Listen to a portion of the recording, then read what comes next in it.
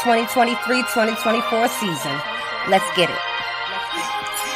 It's a great return. Glow Strikes Back. We going live and tuned up to the max. Real and King still spitting the facts. Wrapping it up with Glow Yard in the chat. Baltimore, Dallas, we still on the map. The others agree, we don't know about that. We wrote the blueprints, don't know about that. And Nico, we trust that we know about that. MFFL, that we roster. Cooking up with Kirby, steak and Eliza. Hope your appetite will win in this party. Grab yourself a seat for the after game party. We never die, we live long and prosper. You ain't imagining, we home like Fosters. Lightning in the sky like Dr. Frankenstein, Luka and Kirby, they created a monster.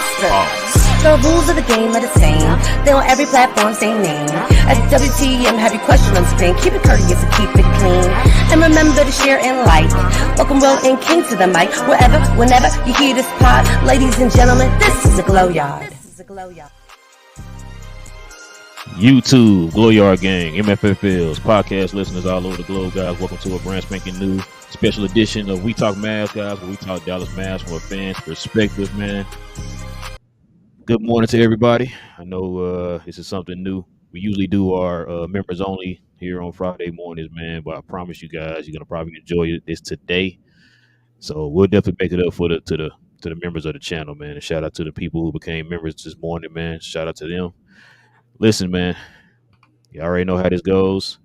Whenever we have our guests, man, we normally just have a general conversation about the team, just kind of getting their opinions and stuff and their perspective of the team and things like that. So, without further ado, man, you ready to get into it, King? I am, bro. But first, we want to give a special shout out to Fanatics for hooking the channel up with personalized links for you guys and ladies. Get all your official NBA Dallas Mavericks merchandise and apparel. Sorry, I had it good here. I'm sorry. If you're interested in helping the channel at all, please scan the QR code on the screen or check out the link in the description. They're currently running a promo for free shipping on all orders, $24 or more in the U.S. using promo code 24SHIP. We apologize to our Glow Yard fam overseas. We appreciate all the continued support, and big thanks go to Fanatics once more for hooking the channel up. Appreciate y'all. Look at you trying to be our professional, man. I liked it, man. I like it. Thank you. Listen, man. Without further ado, guys.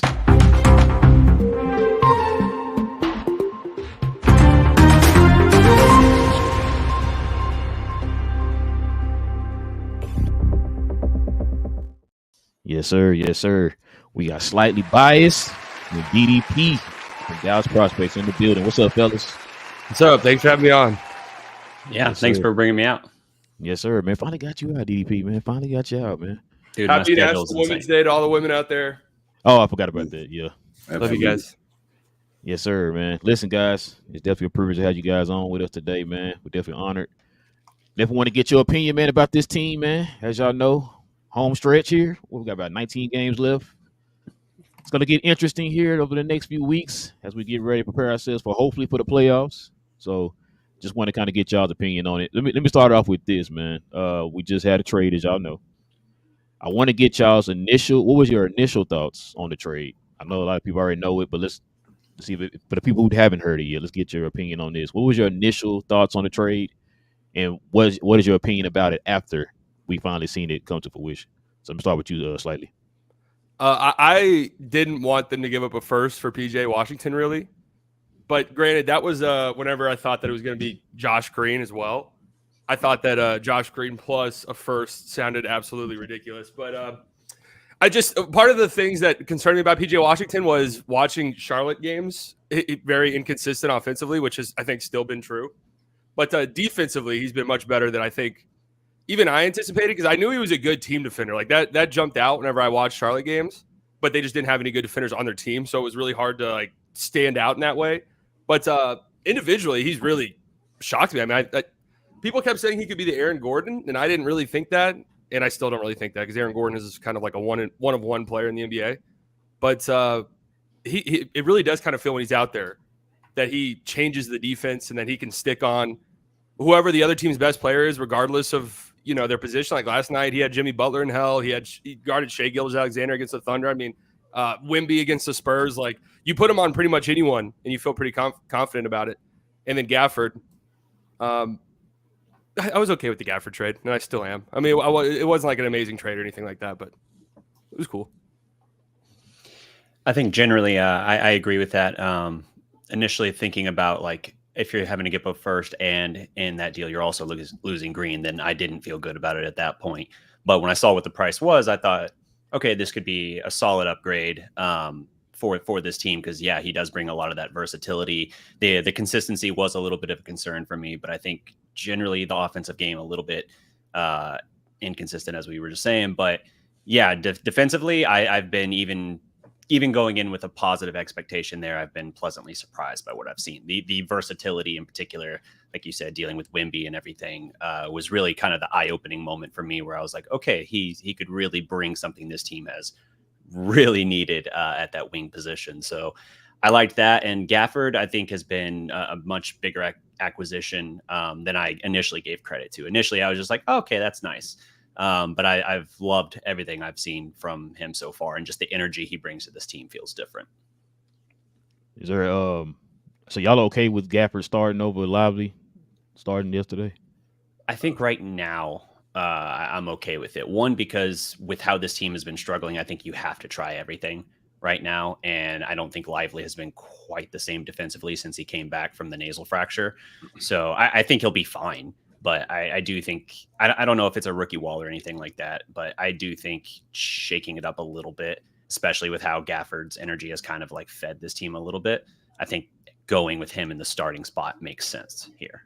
Yeah, I was more excited about Derrick Jones Jr. starting because they had to get Josh Green out because his defense wasn't cutting it. So I thought maybe a little harsh for Lively, but Lively was closing down the stretch before he hurt his knee, so I think that's what matters more than anything else, really. Speaking of which, I haven't seen anything on his knee yet. Have they said anything about that? I was going to ask y'all. I thought maybe y'all heard. I was looking into it like right before the show, and I still couldn't find anything. I thought it was his ankle. I would guess no news is good news on that front. Yeah, no, it looked like he banged knees in that transition play with like 33 seconds left. So yeah, no news, probably good news. So he's not playing against Detroit pretty much. Probably not. But yeah, even if they're just being cautious just with how much time he's missed this year already, and that is starting to become kind of a low-key concern for me. Just with how much time he's already missed, they're probably going to be cautious if he's not 100%. If that knee doesn't look quite 100%, they're probably going to take it easy because it's Detroit. But at the same time, with how this team is playing, that doesn't mean a whole lot necessarily. And have you seen Detroit playing lately? It's definitely been, from what I've seen, a little bit better. But I've not taken admittedly a close look at Detroit. But from what I've seen, it's like, okay, so a little bit different. No free bingo spaces anymore, man. Are we live on LinkedIn right now? No. I see the LinkedIn. I see the LinkedIn logo on the bottom. I didn't even know that was an option. I was about to say, is that even a thing? Well, no, I think they do have live on LinkedIn. I believe. Oh, okay. We just don't have that set up yet, but yeah. All right. What was I gonna say? Yeah, I'm with you, DDP, man. I'm trying not to go down that route as far as being concerned with his injuries. Mm-hmm. People have asked us, what do we think about it? Do we think he's injury prone? I'm trying not to say he is, man, because it was a lot of fluky stuff that happened. Yeah. I don't know. I'm gonna give it some time before I kind of put a stamp on that one for me, man. He just needs to put on weight. Yeah, and some of the stuff like a nasal fracture that happens no matter what your weight is. So there's some fluky stuff there. It's also in the case of the ankle, that could be just like a frame thing, like you said, filling out a little bit might help that some. But I really don't start labeling a guy as injury prone until, if he has various injuries and misses a huge chunk of the first year, then you kind of put it as like out there on the radar. But it's really until we see that in year 2 as well, then you start to go, okay, this is kind of just what this is, huh? But 1 year, it can just be a series of aberrations, kind of, my opinion. So in other words, it's not like AD where you're dapping him up and he gets hurt, right? It's like actually going through something. Yeah. Yeah, I really weigh it on if guys are miss a playoff game, and a lot of these injuries that Darreck Lively's getting, he's hurt. He's not injured, so I'm fine with him right now. I just want him to, like I said, put on some weight, just bulk up a little bit, and that'll come with time. I think that'll be fine. But and you put a lot of pressure on a guy being a rookie starting center. So with him being that guy, he probably is going to get hurt. So I'm fine with him right now. That's a good distinction too. The hurt versus injured thing, like you said. These aren't like knocking on wood here. This isn't like torn anything or anything ligament related or anything. I mean it. Everybody knock on wood right now. But yeah, this definitely like sprained ankles, things like that. Not nothing, but certainly not something to label a guy like that for. Well, wasn't the first one? Didn't Scoot like dive into his legs? I mean, all his injuries have been really like unfortunate. So I don't know. It would be concerning if they were like soft tissue injuries or something that like a hamstring or somebody needs surgery for or something. Like that just keep popping up. But I think he's all right. Yeah, like I said, Luka gets hurt all the time. True. The difference between being hurt and being injured. That's very true. So what will Kyrie be? Ooh. Kyrie gets injured, I think, honestly. I've been saying that. I'm saying kind of throw the line sometimes. Kyrie gets injured. He's older and he gets injured. He has a history of he's been under the knife. When you go under the knife, that's when it's different. He's like Exum gets injured. Yes, Exum has been injured. Yeah. Very true. Maxey injured. Oh, yes. They're injured guys. Yes, those are injured guys. Well, guys, I guess we go ahead and get into the elephant in the room. I know people been asking us this. I know people want us to talk about this. I got to get everybody's opinion on Jason Kidd. As far as his coaching is concerned here, just kind of get y'all's overall thoughts of what y'all's opinion is about how Jason Kidd's handled this season so far. Let me start with you, Slightly. I mean, there's been times where objectively just looking at it, and if you listen to any, I don't know if you guys can hear that outside. I don't know what's going on out there, but any person like national media people looking at the team, talking about the team, would pretty much all say, hey, the Mavs have been super injured and are still winning games. Like, you got to give some credit where credit's due to Kidd. And I think in some ways that's true. My stance on Kidd since last year has pretty much been you can fire him tomorrow. I really don't care at all. As long as the team doesn't give up on him, because we don't really know what goes on behind the scenes. And over the last couple of weeks, it has started to feel like things were trending towards the direction of the team just like not giving a shit anymore, which is just not where you want to be defensively, because that's their biggest problem defensively. Their schemes are complicated. They have the personnel. They genuinely do not try. I've never seen anything like it. Their effort level is so horrible from time to time. And at a certain point, whenever it's effort for, I don't know, a year and a half now, that is coaching ultimately. Amen. Yeah. Amen.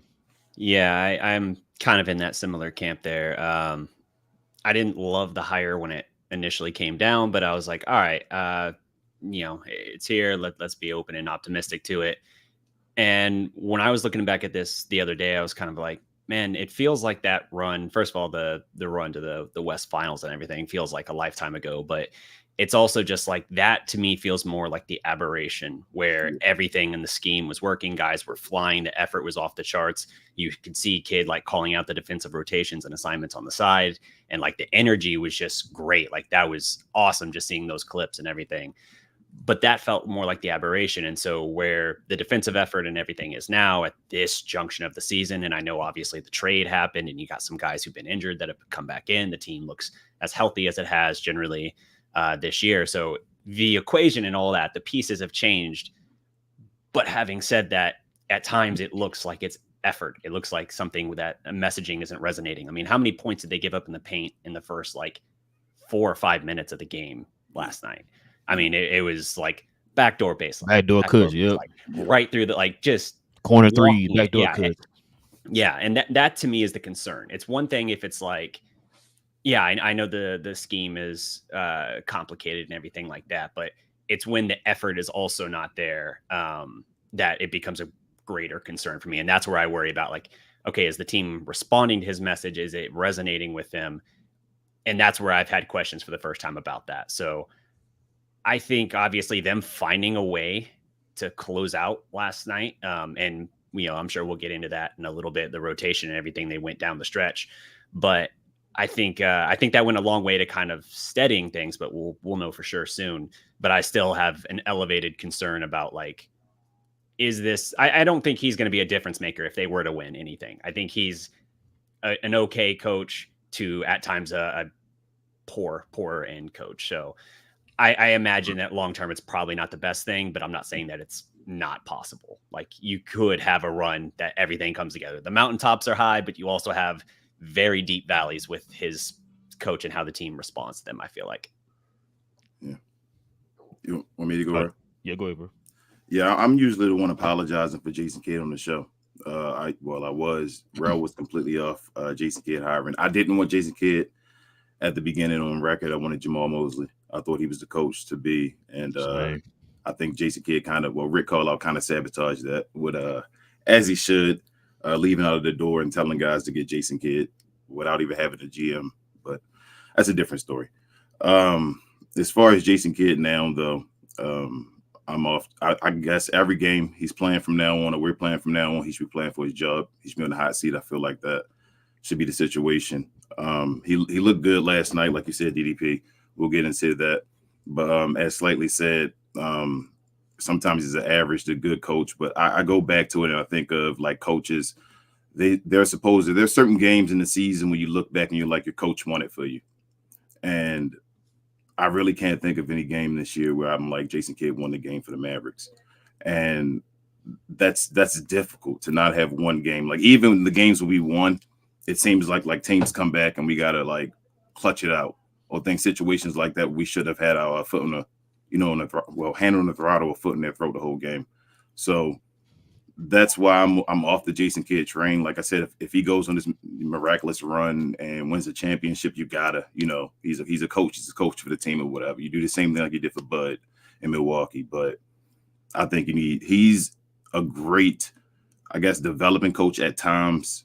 He's a good, I feel like, assistant coach. I just feel like he's out of position right now, and you need somebody else to be the X's and O's and holds guys accountable and that type of thing. And I don't know if Jason Kidd's ready for that in this part of his career, maybe with the stuff he's been through as well. So I'm off the Jason Kidd train right now. I mean, he has a bunch to prove for me to even try to get back on that train, but I think the Mavericks should be looking, right now for the next replacement for him, but definitely keep him on the hot seat.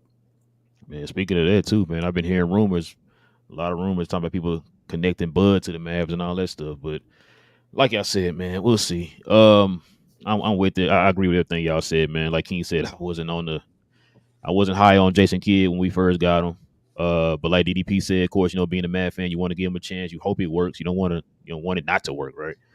For me, I wanted Jamal Mosley. I was on record saying that I wanted Jamal Mosley. I saw the rapport he had with Luka. He's been with the organization long enough, so he knows how things work. It was time for kind of get a fresh new voice in there, man.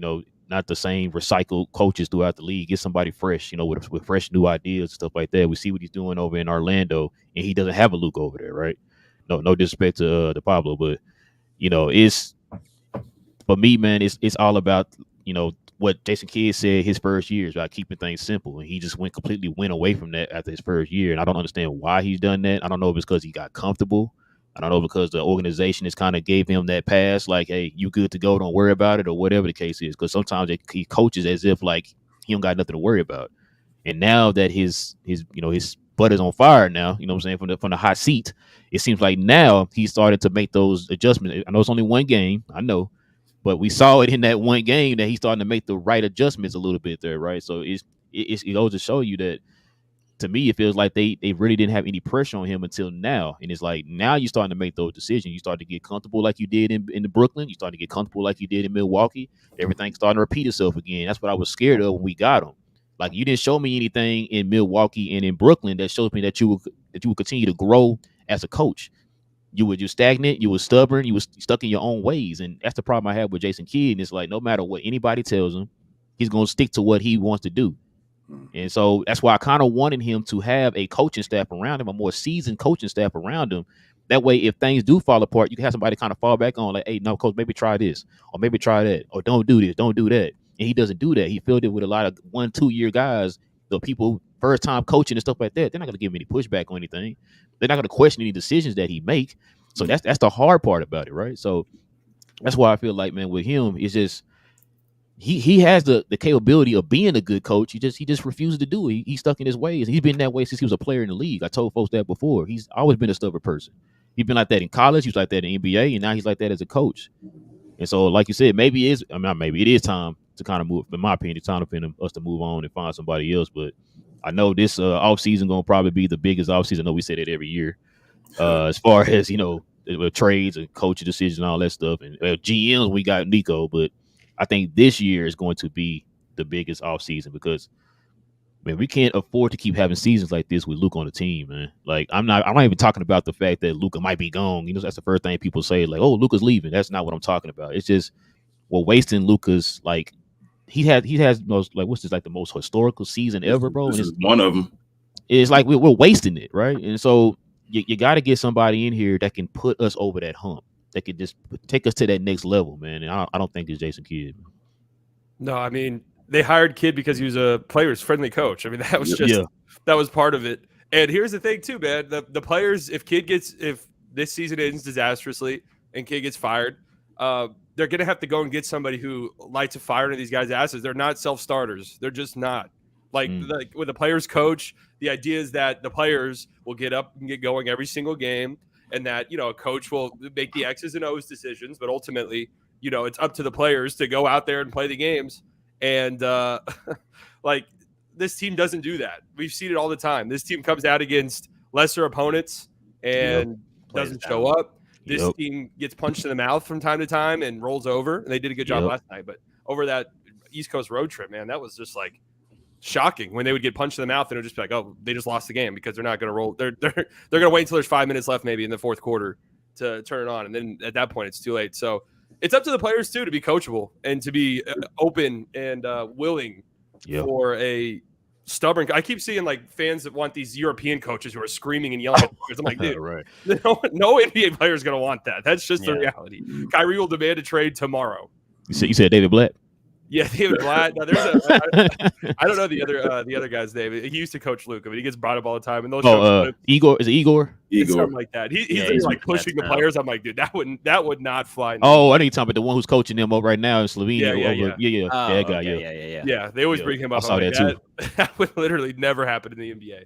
But it's up to the players ultimately if they want. If the Mavs go that route and get a more hands-on coach who's going to be a little bit more stern with them. That's up to the players to be accepting of that because they had the player coach. Do y'all want a coach? Like, what do y'all look for more in a coach? Like, with our new coach, what would you look for more? Like, we want a guy that's an X and O's guys generally, or do you want a guy who's truly into development, or like what do y'all look for in the next coach? Kind of depends on what phase of your perceived window you're in, right? Like if you're a very young team with a lot of guys you want to develop, I think that's good to have a priority there. And we are kind of starting to take that shape, but I also think that because of the window we talk about with like Luka and Kyrie specifically, it's not like we're in a all chips in, go for it mode.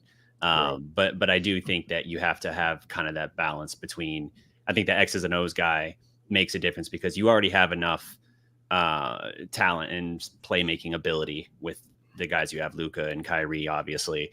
But I think one thing that kind of frustrates me with the kid is coming out of timeouts, like the plays they'll draw up and things like that. And that's where I really want that kind of coach that can draw up that play to make something happen. Doesn't have to be like an entire thing. I'm not saying like old school Rick Carlisle thing where every play he wanted to like, all right, now run this. And it's like, that was something even Kid as a player, he hated with.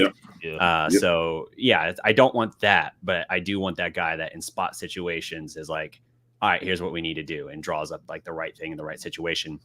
So I think kind of finding that balance, it is a tough thing to do, but I think, having someone disciplined, that's great too. That's another great characteristic that I think this team needs, because part of the problem with the player coaches, you're kind of buddy with them a little bit, and it's hard to get that kind of pushback from them and kind of light that fire if they view you as more their buddy, essentially. And it's just a tough thing. So I'll stop rambling on that. Oh, no, you fine.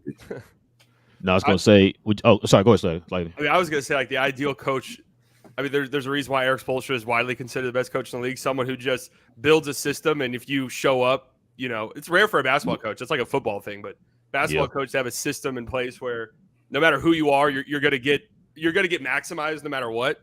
I mean, those are the type of coaches where players are injured or this guy leaves in free agency or whatever, whoever steps up next. I mean, like, Hayward Highsmith is just like, that's just the guy who was out of the league pretty much, and he's turned into like a pretty valuable like bench guy for them. It's just Yurtsevin was like this guy last year who came in, or 2 years ago. I don't remember when that was, when he had that crazy stretch where he was getting like 20 rebounds a game for the Heat. It was just crazy. Like that would be ideal, but I don't know. I mean, there's a reason Spoelstra. So yeah, that's true. Yeah, go ahead, King. No, go ahead. I was just going to ask. Like, I mean, I'm not saying we getting him or nothing. Well, was like Phil Jackson considered a player's coach? Yes. Because the way he handled rosters is like he handled players certain different different ways or whatever, right? So I thought maybe he was like kind of considered like a player's coach. Yeah, because he basically just ran the triangle and was a player's coach. Okay, that's what I was wondering. Yeah. But now, what were you about to say though? Oh, my point was I almost forgot it. Well, I did forget it. I think actually, Ralph. See, I'll let you go ahead and talk about it. But it was something about getting in the stands and standum. When you talk about like an Eric Spoelstra and coaches, I feel like the reason that a lot of things or some things happen, like we criticize Luka when you don't got to be afraid to criticize Luka on the show. We criticize him on the show talking about the things he do, like sometimes complaining and things of that nature. And we feel like it comes down to culture and just having an established just system, just of culture, just in general, how you play, like a Miami Heat culture or things like that. And not having a coach, or with Jason Kidd being the type of coach that he is, I feel like it's no real culture put in place. Like just I don't know, it's too much buddy just in general of what is it, like a committee like they had, but they had last year. What was it called? The leadership committee or something like that. Leadership council. Leadership council. Yeah, something like that. Like that's the way the team is ran instead of having a true culture. And I feel like with getting a new head coach, it'll kind of stop, I guess, Luka. You can get him to get in his ways. He can be held accountable for things that he does. Because the thing I've said from the beginning of the time, maybe like since Luka's second year, that I felt like Luka could be the greatest offensive player of all time. So I really hold him to a high like standard. I really think he can get to that Mount Rushmore, at least top 5, like fighting Magic Johnson for his position as the greatest point guard of all time. I think Luka can do that. But he does have little things that he does, little tendencies that get in the way, not even just on the basketball court, but just for the media, as far as like you being the face of things that the media likes to see their darlings and things like that. With that being said, because I think we all agree on our exposure thing, I go to standum as far as the difference between having superstar players on our team like a Luka Dončić and a Kyrie. You have stands that come with them that aren't like, I guess, your average MFFL. So I guess in this day and age, you have like the MFFL, you have the Luka Dončić stand, and you have the Kyrie Irving stand. We have great Luka Dončić stands on our show. We have great Kyrie Irving stands on our show, but there are some guys that are, and we've never seen this before, because Dirk, I feel like, never got to this level where he had a stand-up to this degree, because Dirk, we love Dirk. Dirk's incredible. He's the GOAT, greatest Maverick of all time, was never really seen as possibly being the greatest, best basketball player in the world. You feel me, on that level? So with that being said, what are you guys' feelings about the stand-up and how sometimes it can be toxic, as Mark Cuban says, and we can have a split degree of guys arguing about their own superstars on their own teams or wanting to put the teams against each other because of different stars and all of that? I asked this because I think slightly that you got attacked, by Lucas at one point on Twitter, and I'm like, man, this is wild. He's just calling out Luka for the little things that he does because he believes in Luka. Like, we're fans of the Dallas Mavericks. So being fans of the Dallas Mavericks, you want Luka to be successful because you want your team to be successful.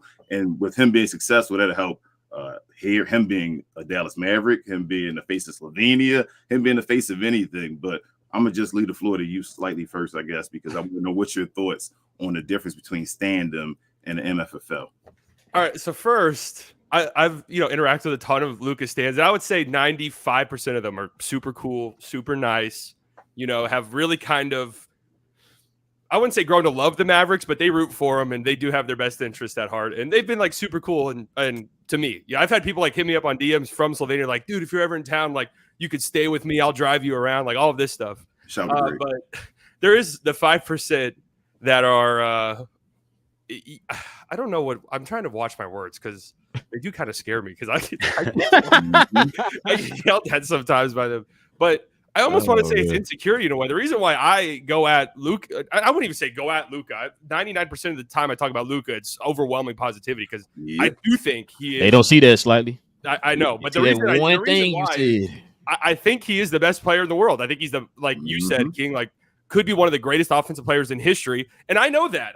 I'm not insecure about that. That's how I believe. That's how I feel. And so, yeah, you do get held to a higher standard. Superstars do get held to a higher standard. Yeah. Is it unfair in the media? Yes, of course it's unfair. That's what happens to every superstar in the NBA. All of them. It's unfair towards all of them. Okay. And Luka's at that standard, right? So when it's stuff like complaining to the refs, which I think he's done a much better job of this year, locking in on defense. Again, I think he's done a much better job at that this year. Those are things that those are mental roadblocks that once he gets past, there's like no part of his game really that he needs to improve on. Like he's just perfect and pretty much, defensively, he's just not, he's not athletic enough to be this lockdown perimeter defender. But if he's just in the right spots and locked in, getting over screens, staying connected to his guy, he's completely fine on the defensive end. We've seen that. Like we can't spend the entire year going like, oh, Luka's this great defender, he's improved defensively. And then the reason why he's improved defensively is because he is locked in. He's been locked in. He's trying harder. He's making a concerted effort. So when that effort wanes, it's okay to call him out on that. It's completely okay. He'll agree with you. When he's yelling at refs mid-play, it's okay to call him out on that. He'll agree with you. And I haven't, I think he's been fine with it this year. They got really mad at me because I said he should have tried harder at the All-Star game. The reason why I say that is because the NBA wants him to be a face of the league. Yep. The NBA wants him to be a face of the league. So for me, and also with the Lucas fans who got mad at me for that, like you guys also want him to be the face of the league. I see you guys on Twitter all the time crying about how he's treated by the media and stuff like that. Look, the reality is the All-Star game is the most watched thing. Good night, everybody.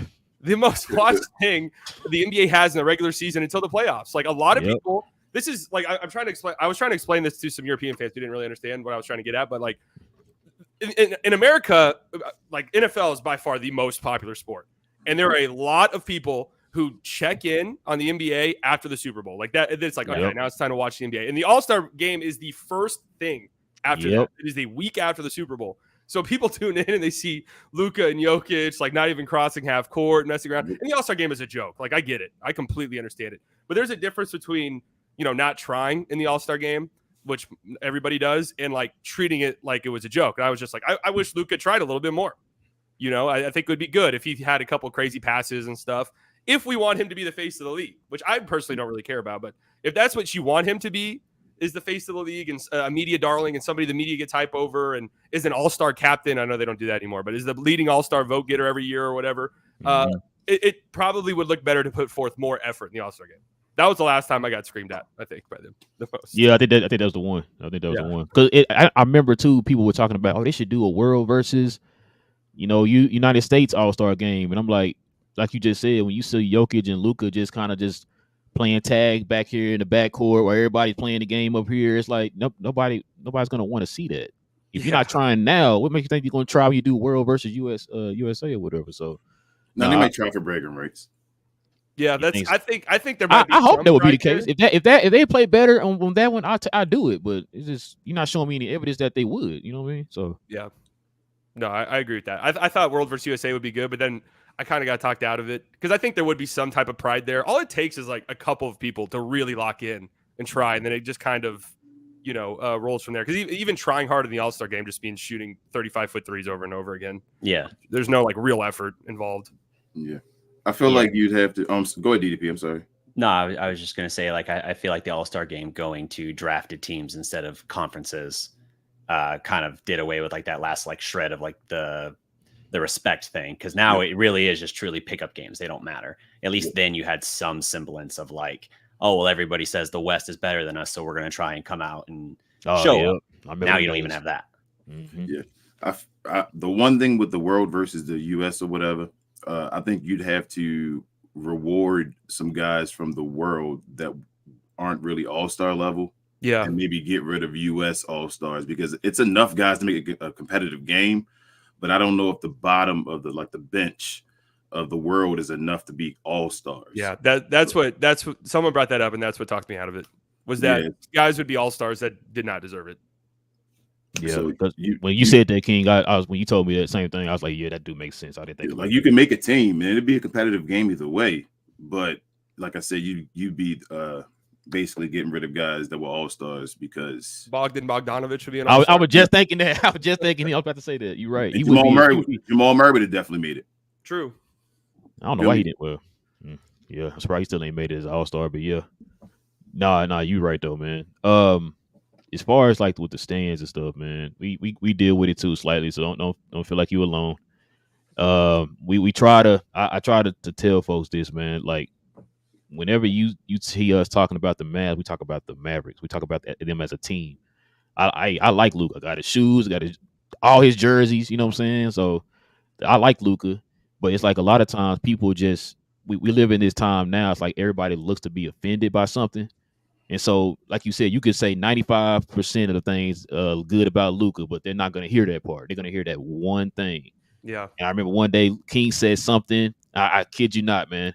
King said something positive about Luka, and he said something about another player, but the person heard the other player's name and automatically started attacking King and saying, "Oh, you saying the other player better than Luka?" It's like, and you didn't hear anything he just said. He didn't say anything about that player being better than Luka. It's like they just look for stuff to be offended by, man, which is kind of why you see that label of toxic fandom. You know what I mean? And it's, I don't know if it's gonna get better. I doubt it. As the time goes on and as prevalent as social media is and all that stuff, it's not gonna get any better, man. We just got to try to I guess filter through it. I guess. I mean, I got killed because I tweeted that this was after Jokic had some stupid performance recently where it was like 30, God. 15, and 15 or whatever, and I was just literally my tweet was, it might be stupid debating MVP because Jokic is going crazy. I didn't say Luka's name or anything. Holy shit! Why did you going against Luka? Why didn't you? Would have thought I said trade Luka immediately. There's no reason to have. You said Luka's the worst player ever. Like, yeah, I'm like, dude, please calm down. Yeah. It's kind of like it's kind of like performative PR essentially. Like, guys are fans of like the players more than like the teams themselves. Yeah. And so like and Luka has sort of that extra dynamic, being a guy that was a mega star over in Europe and now coming over here. And so you have these kind of transplanted fans that came over with him, don't necessarily associate, and it's gotten a little better, but don't associate with the Mavericks beyond Luka in any sort of way. And so you're like, yeah, that's their guy that they're going to go to bat for and all that. But the way that people kind of look at it now with like whether it's the shrinking attention span, guys not watching full games, but watching highlights, they're looking for the highlights of just their guy. And they're going to look for something that they can, push that sort of narrative about like, oh, well, I want Luka to be treated or viewed as the best player. And that's just an example. They do this for every superstar player in the league and all that. Mm-hmm. They're going to push that narrative about that and try to find any excuse to either push that narrative, whether or not it's even about what you said, or they're going to try and make it about that conversation. And so it's almost like even your enrollment in it might be like the trigger for this whole performative thing, but it's not even like it's about what you said. Yeah. It's like, oh, MVP discussion, Luka's name not there. Now I'm going to make it about that. Now I'm going to try and push this argument that like, well, no, Luka should be in this position, even though there is, with recent trends, a little bit of a detachment from that reality, I think. And that's an NBA thing too. That's not just like a Luka specific thing. That's like what the NBA has wanted. Right. 100%. Yeah. Which is, I mean, at least the toxicity online, but ultimately it's just like you said, Rel, we're Mavs fans through and through. Like everyone here and most people you'll see on Twitter, we were here for Dirk. We saw what it took to win at the highest level. Like, we have seen it, believe it or not. I know people think the Mavs are some trash organization before Luka came here, and they were trending that direction for sure. Like, they got incredibly lucky to get a guy as good as Luka Dončić. But we saw a championship. We saw the mental toughness that was required. Like, because Dirk went through some battles, man. Like, the highs and the lows that Mavericks team went through, which was part of what made 2011 so incredible and such an awesome moment. And it's just the mental roadblock, and it's his next thing. And he's done a lot better at it this year, and he's still incredibly young. So just saying that and speaking on that isn't hate. It's not bashing him. It's just criticism. Like, we've seen what it takes to win in the NBA at the highest level, and that's just it. And I've said it before slightly. I go back to Jordan. Jordan got criticized. Yeah. Jordan is looked at as the greatest player of all time. He got criticized. LeBron still gets criticized at the age of 215. So it's like, for us to sit here and criticize everybody else but not criticize him, it's like we're being hypocrites. You know what I mean? So that's why I say, man, like, we gotta start looking at things objectively, man. I know we as content creators, we have to, you know what I mean, because we don't want to feel like we're doing going for one side or whatever. Then people aren't gonna take your opinion serious. But that's why I say, man, like with the stands, like with me, I explain to people all the time. I've been a fan my whole life, man. I've been a fan before Dirk, because I remember somebody asked me that one time, like, "Hey, are you gonna still go for the Mavs after Dirk leaves?" Like, yes, I was a fan before Dirk. I was a fan after Dirk.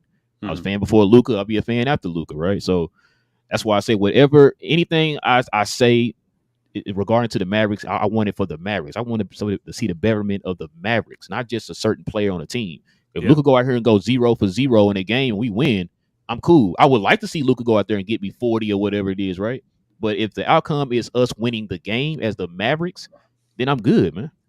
Shout out to DDP. On this last show, he talked about wanting Luka now to possibly get less minutes and be more like a 1A, 1B with Kyrie. Oh, yeah. That's walking on eggshells alone, DDP, when you talk like that, man. I was bracing for it in the comments, but it fortunately didn't come. When you talk nice like you, that, DDP. That's what I'm saying. When you talk like that and you say anything like Luka needs to come off the ball a little bit, like you can see it's in his game. He's tired right now. Maybe just get off the ball and get some rest. They're like, no, why would you take the ball at the best? Why do you hate Luka in the world and all that? Because you have Kyrie Irving beside him. Why not take advantage of the guy beside him? Like, not understanding that makes his game easier. Yeah. Makes it so much easier. I mean, with what record did he just set? Like most consecutive 35+ point triple doubles or something. Mm-hmm. I mean, like those records and milestones and accolades, they're great. We're constantly having to like invent new ones essentially to contextualize what we're seeing, and I get that. But it's also like that's cool, but that doesn't do a whole lot towards what this team's ultimate goal is, what Luka's own self-professed ultimate goal is. If he's having to get that kind of usage and burn through just a stretch of the regular season, and I understand with us being in a rut, it's like you press, you keep trying to do more and more yourself, but it's like you have to also be able to step back and see like what does the team need right now, how does this work best in the long term, which is why I was talking about like maybe it is right now a little bit more deferring to Kyrie to kind of let that go. And that doesn't mean anything for the grand scheme of what I think the pecking order should be with the team or anything, but it does mean that like, hey, let's dial him back a little bit because we're running him into the ground and we want to make sure that there's tread on the tires by the time we get to the playoffs. Exactly, and you're gonna need Kyrie too. You want Kyrie to be there for you. If you kind of icing him out, then he's not gonna be any good. You know, these are the same folks that don't want Luka to take a summer off. Yeah, exactly. I mean, like it's like which way you can't have it both ways, right? Yeah, I've gotten screamed at for that exact thing too.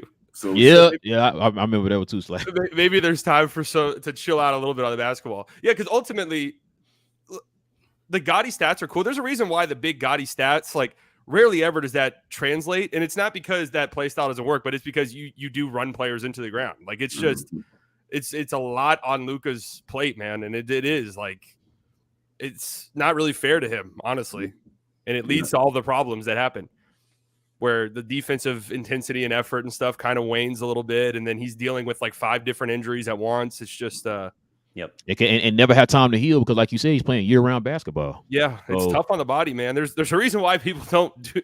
There's like most international superstars besides Luka, and I applaud Luka for this. I love the drive. I love that he's super competitive and he wants to play for Slovenia, and I get that. And I know it's kind of a different situation because Slovenia is like, not used to this type of basketball success. But there's a reason why, like, international basketball stars usually pick and choose certain times in competitions. And man, you guys know that they have the Olympic qualifiers directly after the season. Yep. And if they win that, then it's the Olympics. Yep.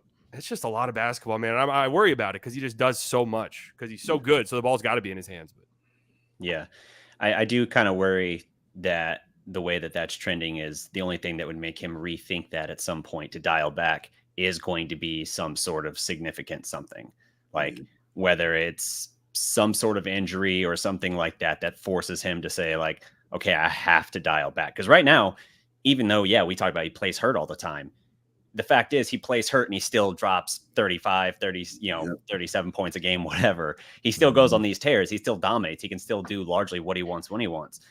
And so there's a feeling of like invincibility with that. Some of that's just youth. Some of that's just being in the top 0.01% essentially at what you do.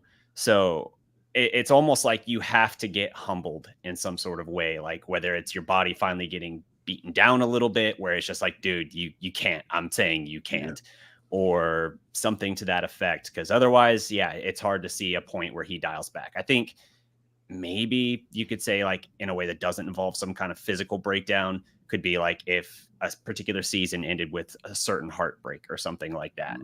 Because I think Dirk with 06, I think that vastly changed. And if it wasn't 06, then it was definitely 07.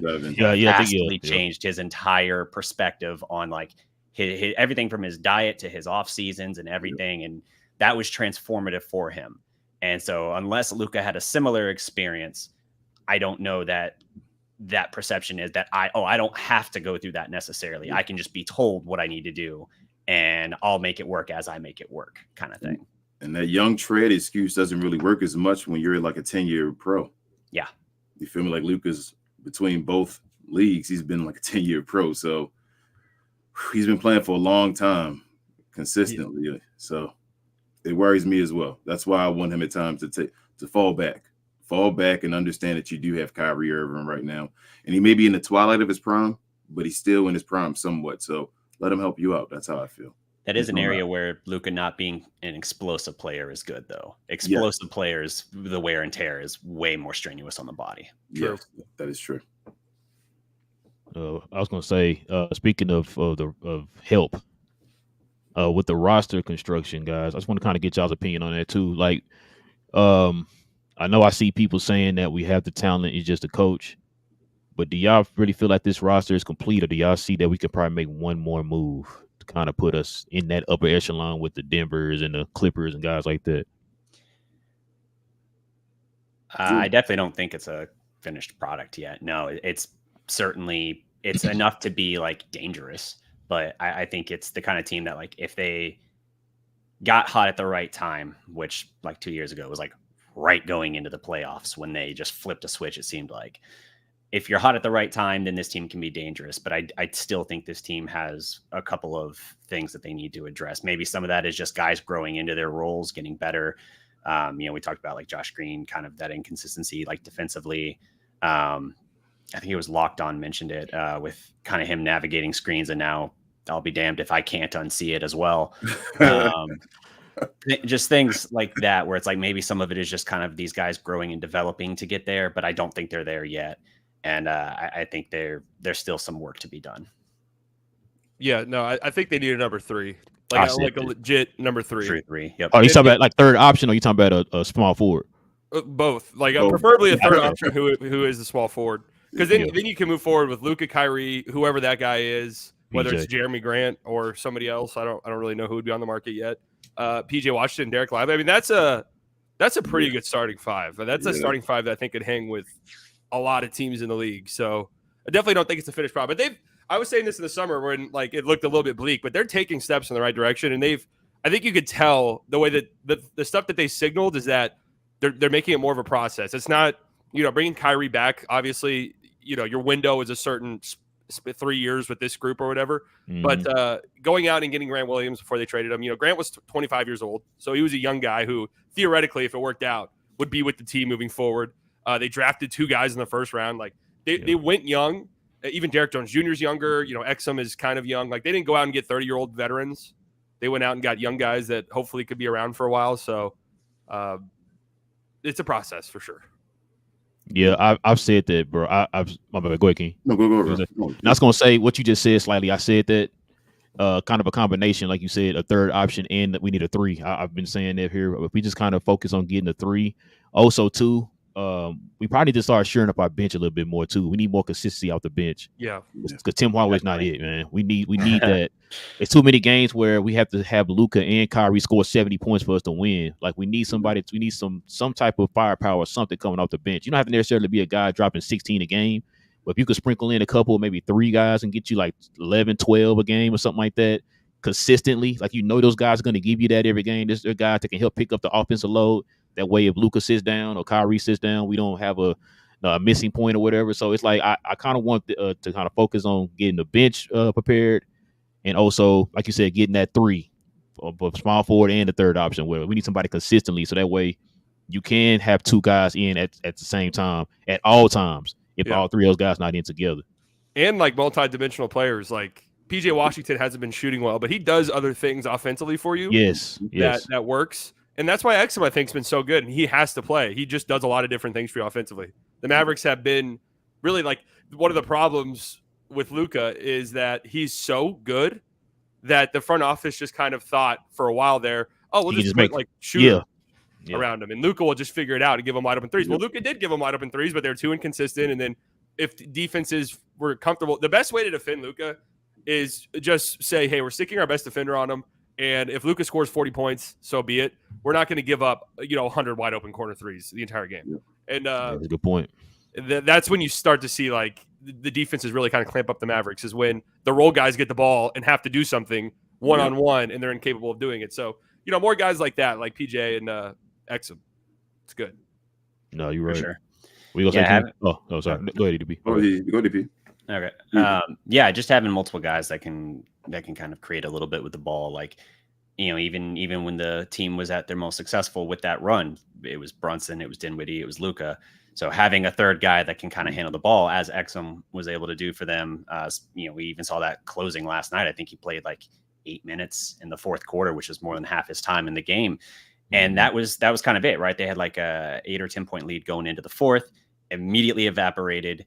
Then you kind of saw that shift, and he was also in that closing unit. And so I think that's everything. You kind of went back to having that third guy that can kind of handle the ball a little bit, set things up. And when you're able to get some more balance with that, I mean, he had multiple big shots for them. The three with like 3:13 left, I think it was. And then he had the Dirk one leg kind of fade on the spin. Like that was beautiful. And just getting those kind of plays out of role players, it's like, yeah, when you got role guys stepping up and doing that's everything. But when you're having to rely on whether it's Hardaway or someone else to kind of try and be that third role or just relying on pure spot up, it's just not as consistent for them. And that's why you have to have Luka and Kyrie going for like 70 plus. So that balance is huge. Mm-hmm. I was just going to say, bro, you want to try to get to some of the questions before we got to. Is this fine? You good? There's a lot of them. Matter of fact, let me read some of these super chats off real quick. Okay. Big Fat Winner. He's a member of the Glow Yard now. Now he's back, I should say. Welcome back, Big Fat. Appreciate you. Then we got one here from Logan. $10 dono says, "Sup guys? I sent Slightly a message during his live stream. I said no more excuses. I'm tired of excuses. Luka and Kai too damn good to be losing games like this, and these role players need to hit shots." Yeah, it's pretty simple. Yeah, that is really simple. No more excuses. Richard, he's a Glow Yard member. He says, "Slightly, what's the difference in Tim Hardaway Jr. and C. Wood? Can you explain why one sucks and the other? We just need to get better shots and keep shooting." Well, one's a big, so his terrible defense pops a little bit more than the other's terrible defense, but they're cut from the same cloth, really. I'll say C. Wood with the ball in his hands definitely way better than Tim Hardaway Jr. when it comes to creating stuff offensively. And more efficient too. Yeah, more efficient. Way more efficient. But I mean, both of them aren't necessarily guys I'd want to give big minutes to if I'm trying to actually win. Yeah. Big J's a Glow Yard member as well. He said, "What's up, fellas? Interested to hear Slightly's take. I was encouraged by yesterday's game, but still think we need better decisions from the coach on the lineups." You can't get too high or low with this team, really, is ultimately what it boils down to. One game at a time. Closing with Exum, though, like DDP said, that was encouraging because I didn't know what was going on when Exum came back. Felt like he was an afterthought. And then last night, I don't think Tim played in the fourth quarter at all. Not at all. Nope. Yeah, 0 minutes in the fourth, and Exum closed. So, I think they were saying. I think they were saying that he was on minute restrictions. That's why. Oh, okay. See, I didn't because Kid had that weird quote about him not playing minutes, and it sounded as if he was saying Exum's just not going to play. So maybe he was just his dumbass meant to say that he was on a minute restriction, but you never know with Kid. You never know. The worst way imaginable. Jesus, bro. Big J says, "I like the starting five of Luka, Kai, DJ, PJ, and Lively or Gafford, with Josh, Exum, and Hardy coming off the bench first." Or what you guys' thoughts on Hardy not getting any more time? I mean, for the primary minutes that I want to take away from Hardaway, I'd like to see Exum get some of that, but I definitely think Hardy should be getting some opportunity, especially with how the team had been in a rut. I mean, they've what they'd lost 5 out of 6. Obviously last night was big, but I think definitely when you're trying to shake a funk a little bit, you gotta look for energy and something to spark. And I think Hardy is absolutely that kind of guy. He's instant offense coming in, and he's a guy that can get hot and start to get things going a little bit. That's one of the things with Kidd that kind of frustrates me at times, not looking necessarily for that same spark. He'll not give those kind of minutes to Hardy, or some of these other young guys that can kind of at least bring energy. Maybe they're not as polished, but if nothing else, the energy and hustle can kind of help spark a team a little bit. And I felt like that was something that Carlisle was at least good at, even when there was a lot of legitimate criticisms there. Right. Even Josh Green's rookie year, you saw different times where he would get put into a game for just a few minutes, make 2 or 3 hustle plays, and it would kind of help the team pick up the pace a little bit and get back on track. So I'd like to see Hardy get some more minutes for sure. I'm frustrated kind of with his minute reduction since the All-Star break. Yeah, if I'm Hardy too, I'm like, Kidd has had all these quotes about not turning his back on Tim. I'm like, exactly. I did everything you guys did like basketball where Hardy was playing really well in the flow of the offense and playing. I'm like, I did everything you guys wanted me to do, and I'm DNP'd. Yep. And that's why too. I always say this, man. Like I think y'all touched on. We need to stop. We need to kind of get away from those one-dimensional guys, right? Guys only can do one thing, and then when that one thing we're asking them to do, they're not consistent with it. Get more guys in here that can do other things too. Like you said, Hardy, his shot ain't falling. He's still able to kind of go out there and help set things up. We saw that in the last game he played in, right? He's able to penetrate and kick out to guys for open corner threes, stuff like that. And so, because you see that rapport with him and Josh Green, they got a thing going, man. So I like to see more of that. I just want to see the young guys get utilized a little bit more. I'm not saying put them in there for 30 minutes or nothing, but let's kind of sprinkle them in there for about 5 to 10 minutes, and let's see what they got. That's how you develop these guys, because you're hoping that these guys are going to be your future core going forward. Yeah. Or if they're not, they can turn into trade assets, but they're not going to be trade assets or future guys going forward if you're not playing them. Yeah, agreed. Didn't they say like in the previous offseason, like the Mavericks were basically intimating that Hardy was untradeable, not in the sense that like no one wants him, but like untouchable. Basically. Untouchable, yeah. So it's like, how are you going to be untouchable, but now you're not getting consistent opportunities and minutes. You're getting all these DNPs, especially in the late stretch of the year.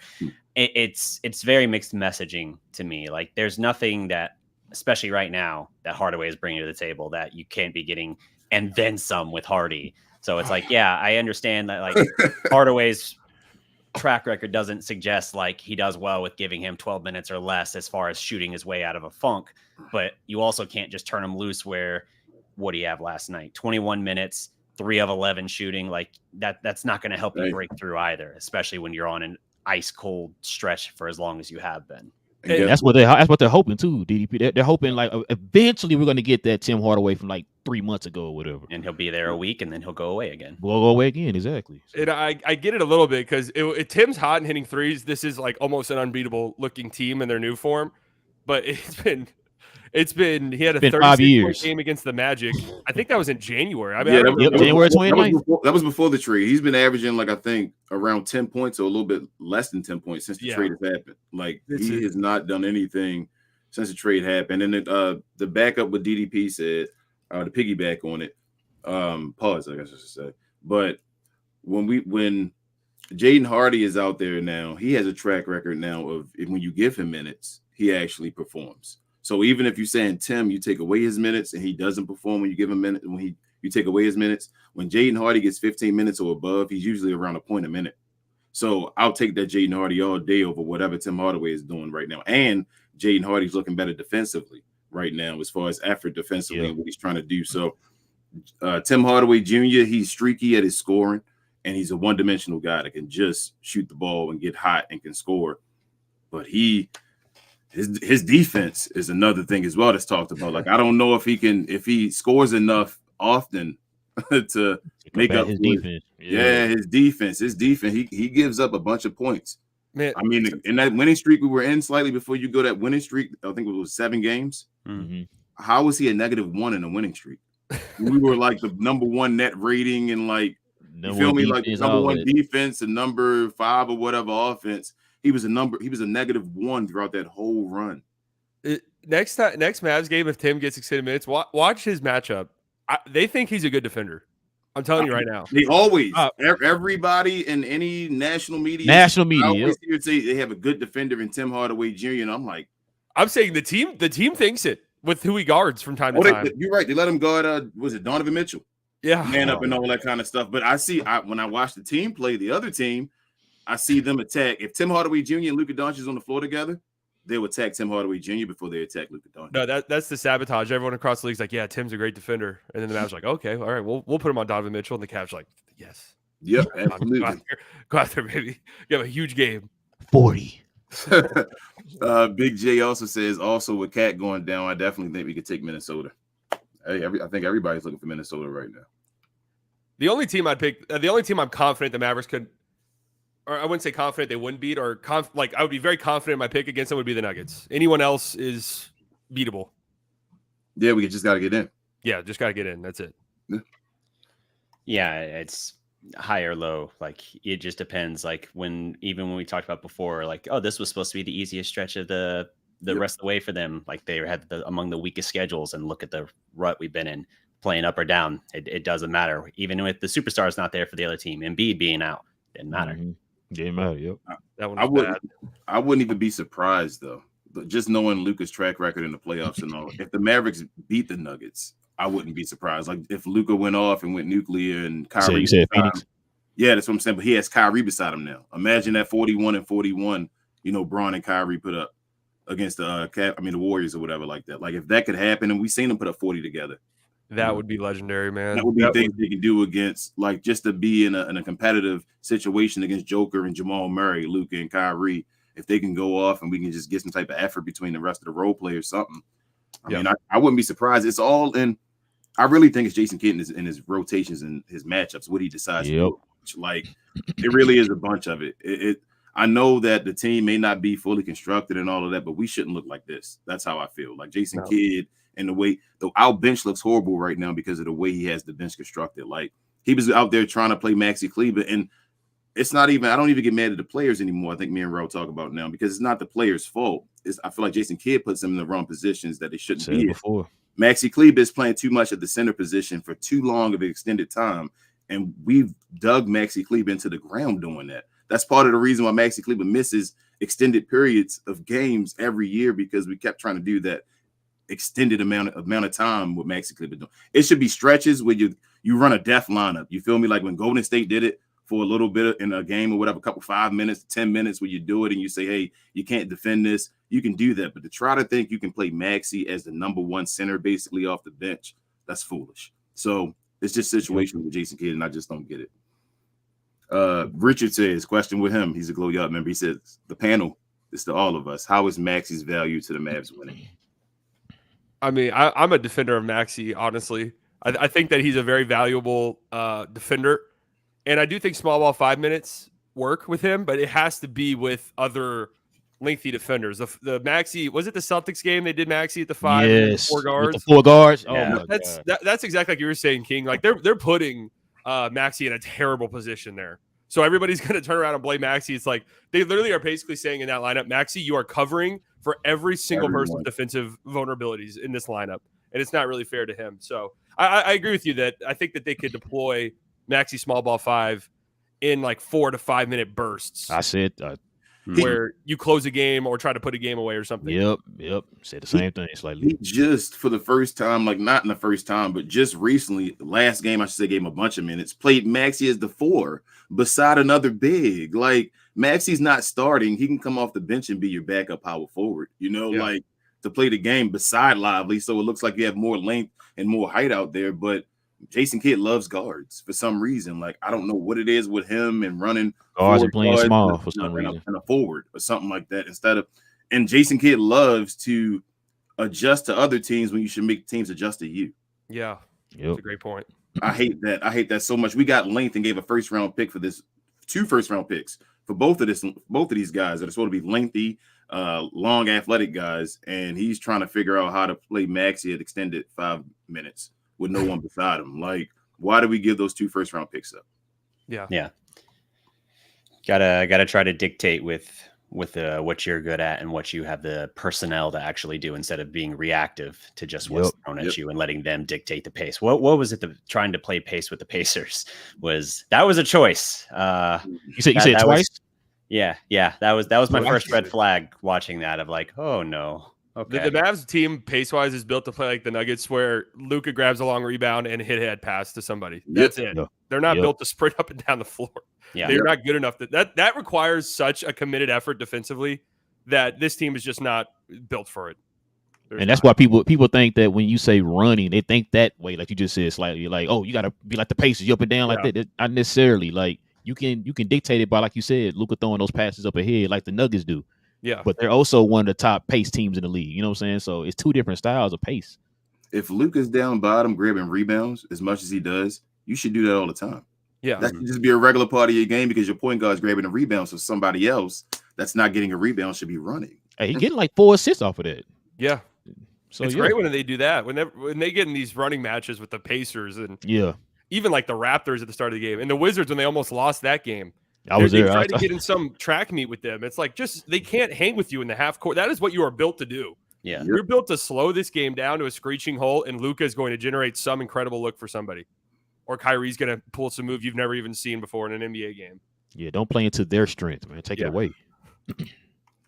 Matt says this is dope. Slightly, and we talk Mavs with a combination. Appreciate you, Matt. Hey, and the Dallas prospect. That's true. And DDP.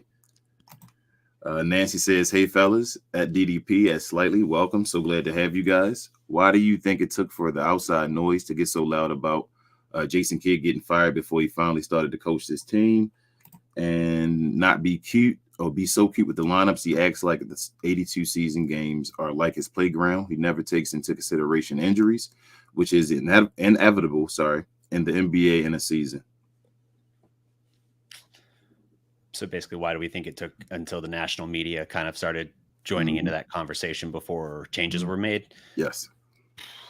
I think a lot of it just has to do with it just getting to the point that it was so loud that you don't really have much of a conversation, because obviously you missed last year.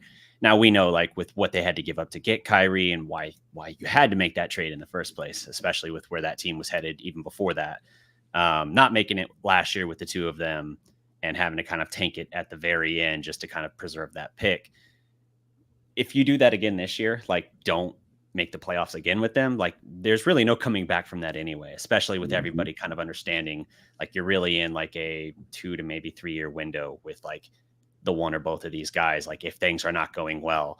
So getting to that point where your season is kind of starting to teeter away from you a little bit, I think that a little bit influenced that, where it's like, okay, I don't like to acknowledge the outside noise very much, but it's impossible to ignore at this point. If I don't do something to get this team at least back on track where they're at least going to be, you know, you'd like to avoid the play-in thing, but we'll see if that even happens at this point. But if you can't get them back on track to at least get in the playoffs and at least be competitive, then you're very much, you're out of luck, you know, like there's no more excuses. There's no more anything. Your team's healthy. You at this point, it's just they're listening to you or they're not. Yeah. Agreed. Richard says, oh man, Richard. He says, if you hate the player, not the person, Maxie, Dwight, Timmy, or Kitty, hit the like button. LOL. Oh man. I think that's because of you Slightly. Wait, what did I do? I don't know. He says you're a powwow. Earlier, Yahoo said. He said, Richard said Yahoo is slightly powwow. So you must you love Dwight Powell. God, the Dwight Powell fans love powwows. Yeah, I've been labeled a Dwight Powell defender for reasons I'm not sure of. I call him Kareem Abdul Powell, especially with the goggles on. The goggles on, yeah. I think it's because I said that Dwight Powell's better than Rashawn Holmes, which I still to this day believe a million. Oh man, it all makes sense. Wait, do you guys not believe that? I don't believe that. I don't. Dude, I've watched some Wizards games since. Rashawn Holmes is not a good basketball player anymore. Man. Did you watch Rashawn Holmes against us? I don't think. I don't remember. Us right now looks like an all-star. Yeah, I don't remember. Must have been hazy. What do you? Obviously, I was there. I saw it. I think he had at least 10 points that game. I believe. No, he had early. Yeah, he had double digits. We got the win. That's all that matters. Richard he said, definitely is. panel, who would be a better coach, the Kidiot or Becky or Jackson or Van Gundy? He means Mark Jackson or Jeff Van Gundy. Becky Hammond? Mm-hmm. Yeah. And the first one is Jason Kidd. So he's your choice between Jason Kidd, Becky Hammond, Mark Jackson. Or Jeff Van Gundy. Jeff Van Gundy was a good coach, was he not? Yeah, I'm just trying to think, when was the last time he coached? Are we still going all the way back to the Rockets? Yeah, it's been what was that, 07? Yeah, it's been a long time since he's McGrady, right? Now. Or is he talking about Stan? No, Jeff. I hope you're not talking about Stan. No, Richard. That's more recent, at least. But wait, Jeff was the one who was almost like thinking about taking. Yes. Thinking about taking a assistant job or something here. Yep.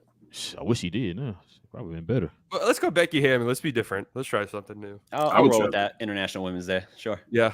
I mean, I'd rock with that. There you go, Richard. I'd take Becky, Mark Jackson, or Stan Van Gundy over Jason Kidd. So at this point, we know Kidd doesn't work, so I'm already marking that one out. Yeah, take him off the list. Latte, he's a Glow Yard member. He says, first of all, welcome Slightly. Welcome DDP as well, yeah. Question for everyone. With the way they play right now, do you think it's constant? I guess the one game they played, or just a one-time thing? Offense, you know our motto over here, Home Latte, is one game at a time. Yeah. We hope. I mean, like I said, with Kids seat getting hot there, hopefully, he can start stringing some consistency. Hopefully.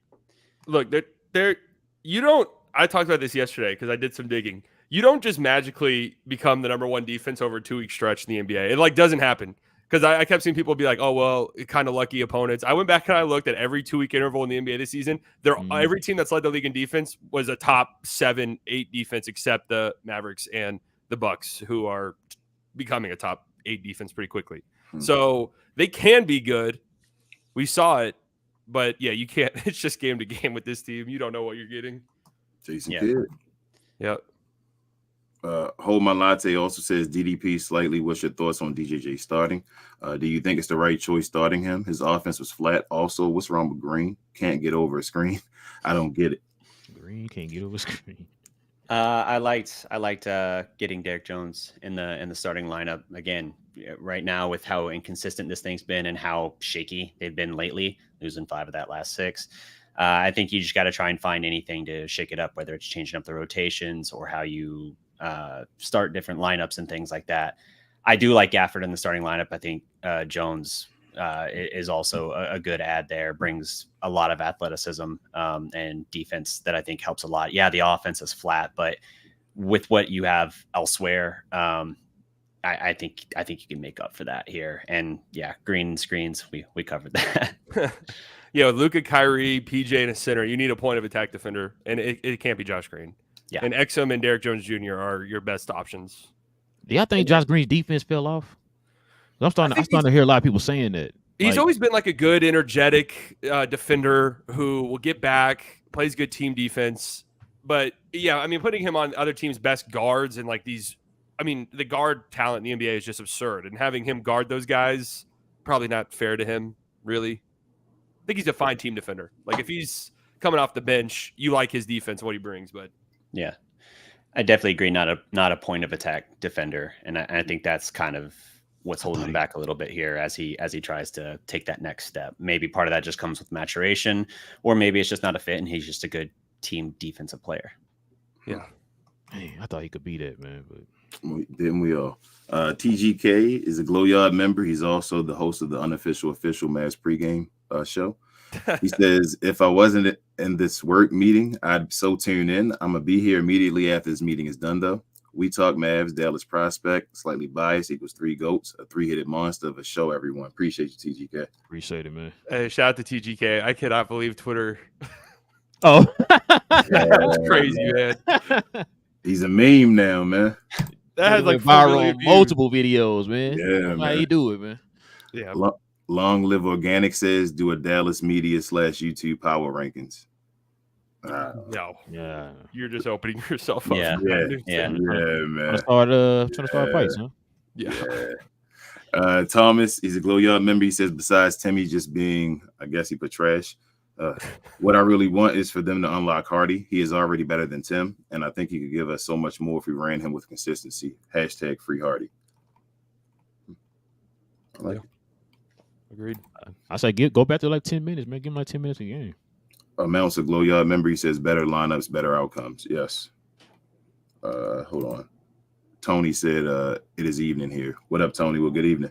Yeah, where you from, Tony? Let us know where you from, man. We got Ronald saying what up slightly. What up, Ronald?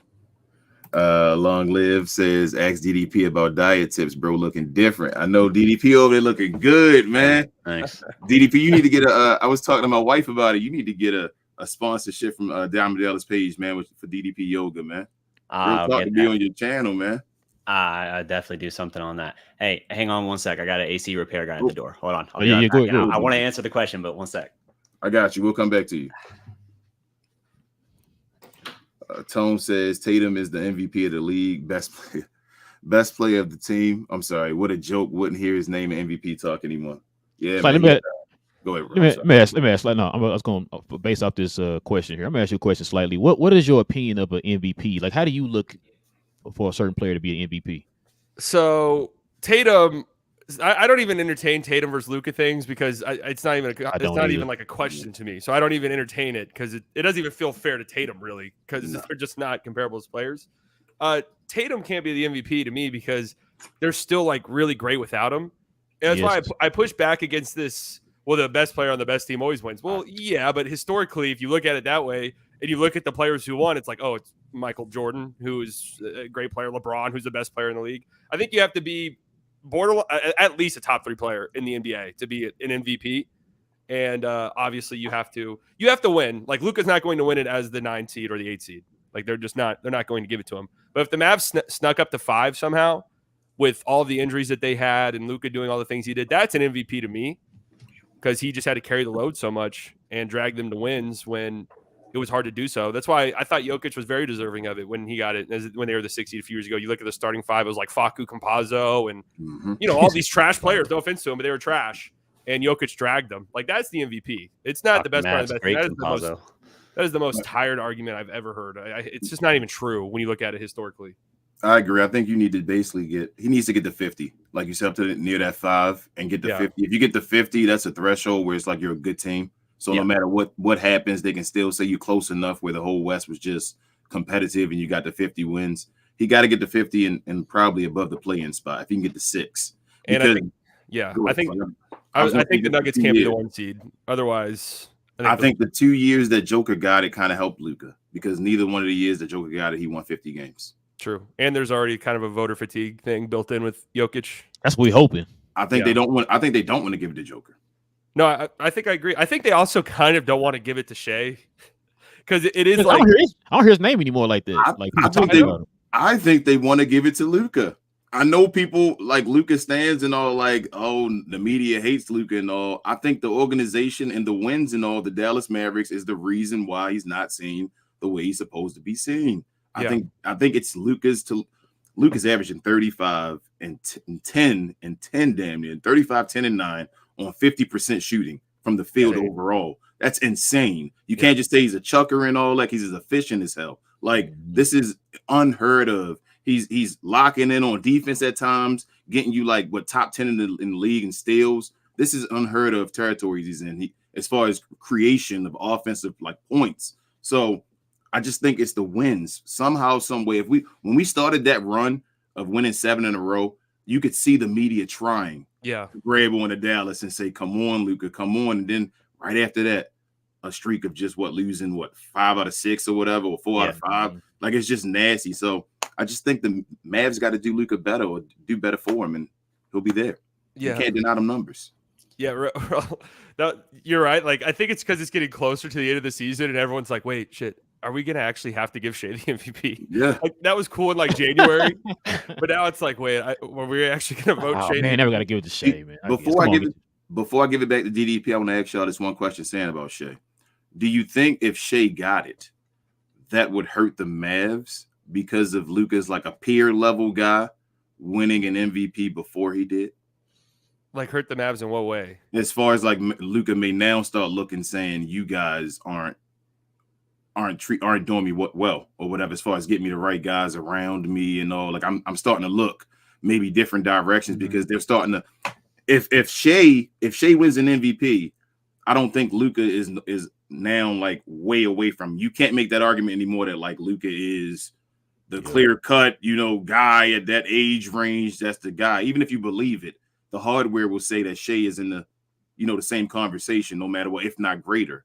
So, do you think that it hurt the Mavs? That's just my question. In the long run, if Shea wins it, to me, OKC is kind of an outlier just because of that just swath of first round picks they have, the way they've been able to build. I mean, the Paul George trade is going to be live in infamy for everything they got for that. I mean, and I was going to say earlier, like we were talking about like Shea not getting talked about a whole lot. You mentioned like voter fatigue as it relates to Jokic. That could kind of be said about OKC too, right? Like they had Durant, they had Westbrook, they traded away Harden, who became an MVP later. Paul George was the runner-up one year for them, and now you got Shea. It's like OKC always seems to have somebody in this. They do a great job, like amassing all of these draft picks, and so the build circumstances are very different. So I don't know that it changes in a meaningful way how Luka looks at Dallas in terms of like what they're getting, because I do think Dallas has done, especially since Nico came in, a lot of good things in terms of building around Luka. I think they're headed in the right direction. So in this, this bubble of this year, I don't think you can compare them head to head and say like, oh, well, OKC is clearly doing right by Shea and he got his MVP. I didn't. So now I'm going to think that Dallas is not doing it the right way necessarily. Yeah, I agree. Shout out to Nico. Yeah, I don't think Shea cares or Luka cares about the MVP that much. Yeah. Well, I hope not the way the Mavericks are doing them right now. But the floor is yours, DDP. Oh, yeah. Oh, you want to go before you go? Sure. Let me do this real quick. A couple of super chats here. Logan with the $2 dono. He said, "What are some of the qualities you like about Luka?" I mean, he's an offensive savant. Like the way he bends a defense. That one pass, I genuinely think this was his best pass of the season. It didn't even lead to an assist against the Raptors, where he has the ball at the top of the key. He does a little hang dribble, and just in that tiny split second, Abaji in the corner cheats off Derrick Jones Jr. just a little bit, and he rockets that. Oh yeah, that insane pass that like curved around Bruce Brown's head, and Derrick Jones Jr. missed a three. But I mean, the way he bends a defense is I don't know. I don't know if there's any other player, including Jokic in the league, who does it quite like Luka, and how the defense draws so much attention, and Luka knows exactly where help's coming from, or even stuff like that. Just the subtle. Abaji takes one step towards the paint, and Luka knows he's not going to be able to set his feet in time to get out into the corner. Like, it's just insane stuff. Yeah, he said that on that JJ Redick podcast. He talked about this stuff. Yeah. He's a genius. Yeah, the vision and the precision passing, the just stones to throw some of these passes, like just completely unfazed. Even some of the ones that don't work out.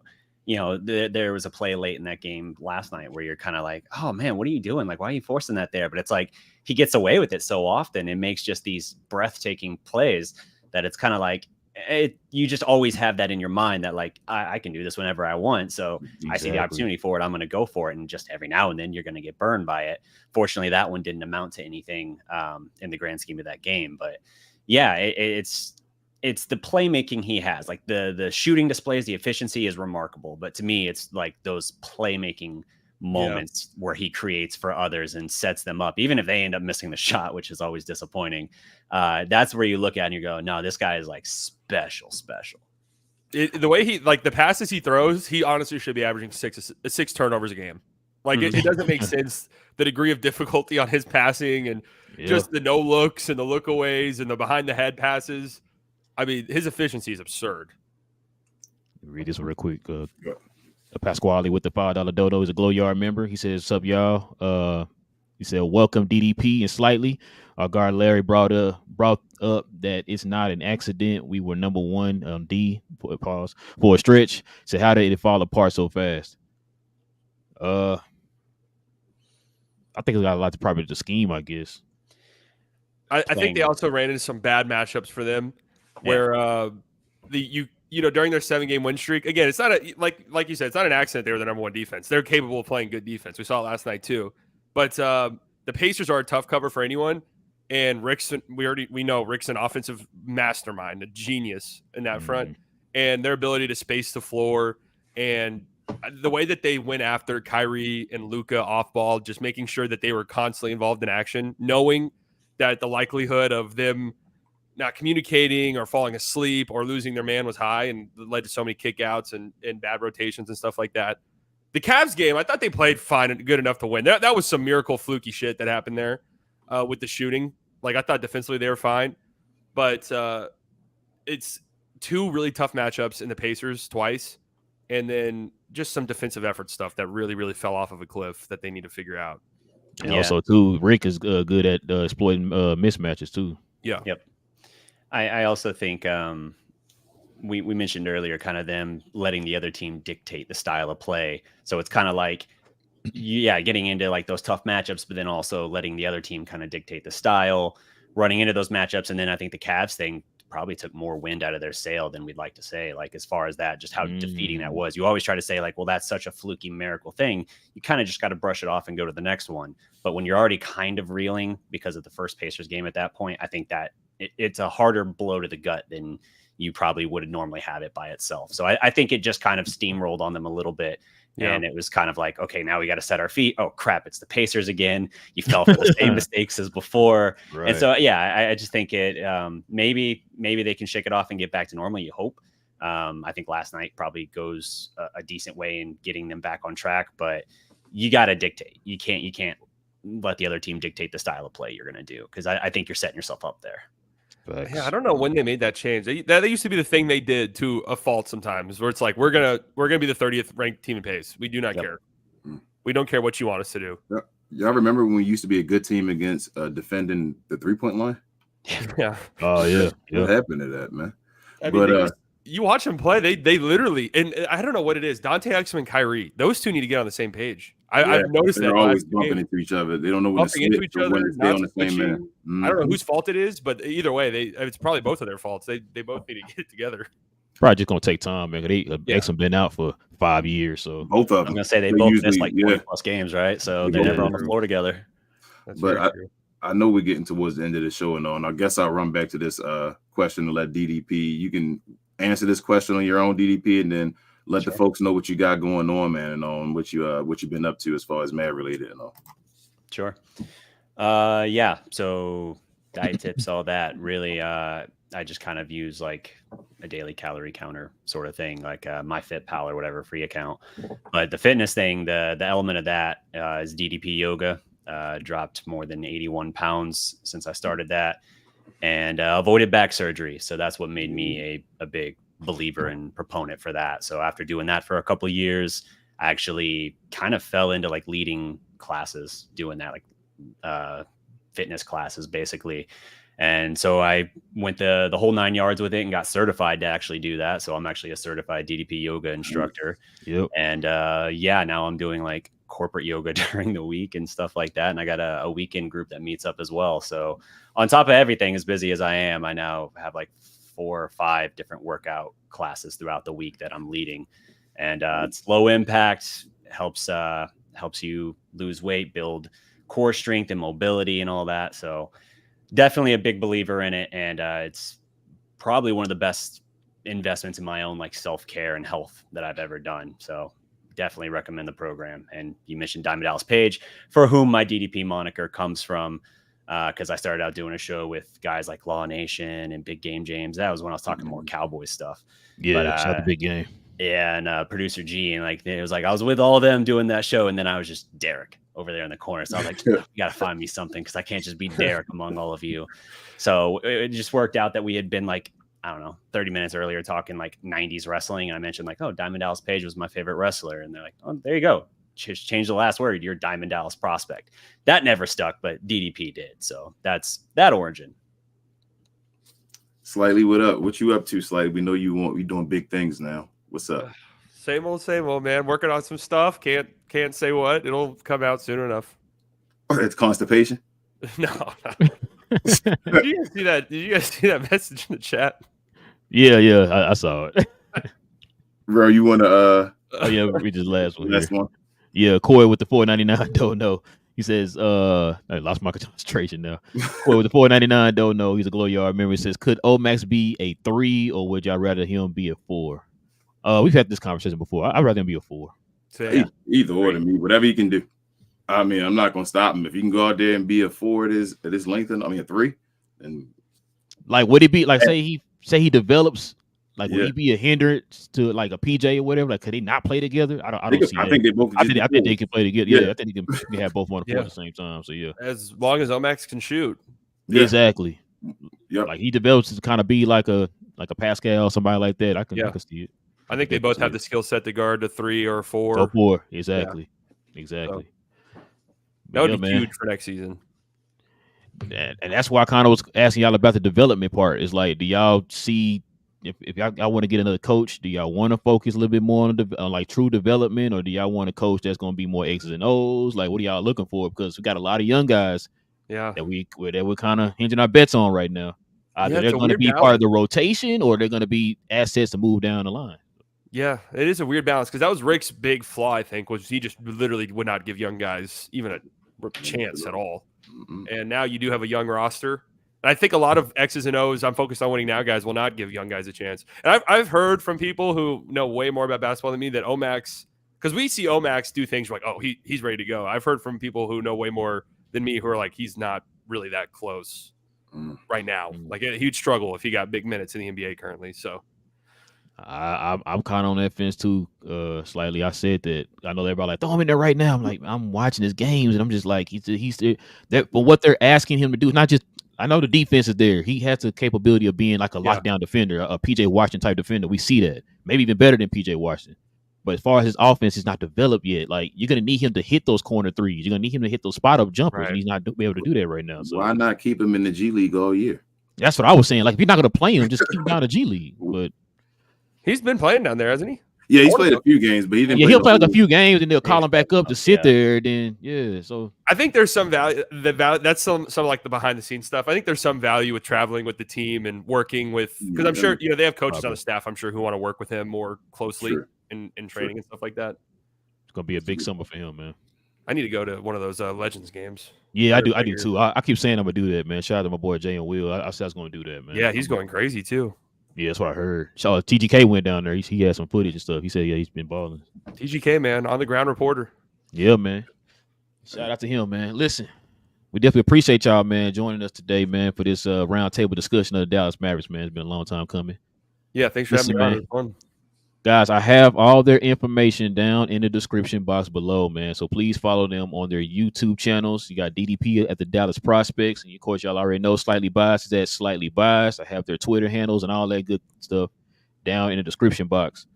If you are new to our channel, guys, go ahead and hit that subscribe button and join us here, man, as we talk all things Dallas Mavericks. We have post-game shows after all the games. And also, too, guys, we have hit that like button, too, guys. Please hit that like button. Help us get the likes up, man. Get the likes up, man, for our guests here, too, man. That'd be much appreciated. Also, too, man, we also stream our games, too, guys, on Playback. So you got to follow us on playback.tv or download the Playback app, guys, for all the Dallas Maverick games. We have VIP passes for people who want to watch the games through Playback, or you can just watch it through your own TV or, whatever you guys watch it on. But we can watch it through Playback with our VIP passes. And also, too, for the people who became a member today, we appreciate them. You want to become a member of the channel?